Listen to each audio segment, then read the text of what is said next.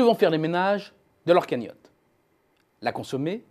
L'investir dans des projets immobiliers, en bourse, dans des placements financiers sécurisés ou la mettre tranquillement de côté sur leur compte courant?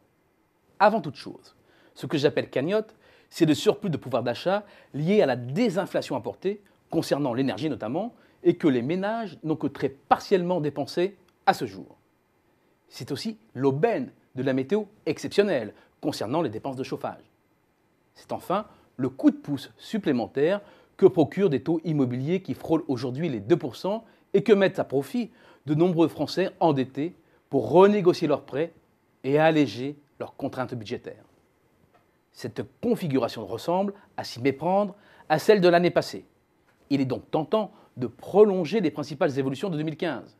Une année marquée par le rebond de la consommation, le recul de l'investissement logement des ménages, le désintérêt croissant pour le livret A et de son cousin, le livret de développement durable, ex-Codévi, squeezé, entre des placements sûrs et légèrement plus rentables, l'assurance vie notamment, et l'attrait pour l'épargne liquide sur les comptes courants classiques. Mais ce serait une erreur. Dans l'état actuel des taux et de la bourse, les Français ne changeront certes pas de sitôt leur fusil d'épaule concernant la structure de leur épargne financière. Les 10 premiers jours de l'année donnent déjà le là. D'un côté, la bourse de Paris a perdu 7% sur fond de très forte volatilité. Pas de quoi rassurer les investisseurs potentiels. En face, les placements les plus sûrs, comme le livret A, ne rapportent plus rien ou presque. 0,75% et encore.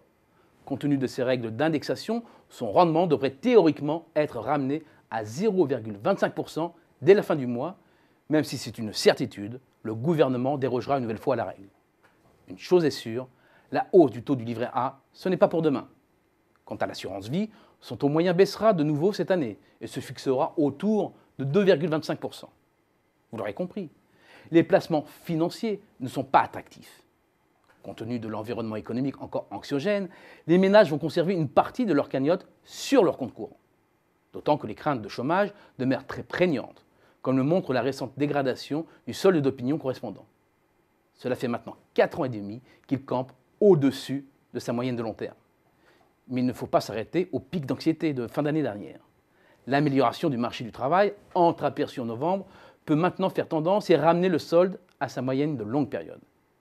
Cet appel d'air devrait être profitable à la consommation dont l'accélération s'inscrira dans le cours de ce que l'on observe depuis 3 ans. Plus 0,5% en 2013, plus 0,7% en 2014, puis 1,4% en 2015. Mais attention, il ne faut pas en surestimer le potentiel. On se rapproche graduellement des standards passés. L'opportunité de faire des achats importants colle désormais à sa moyenne de long terme.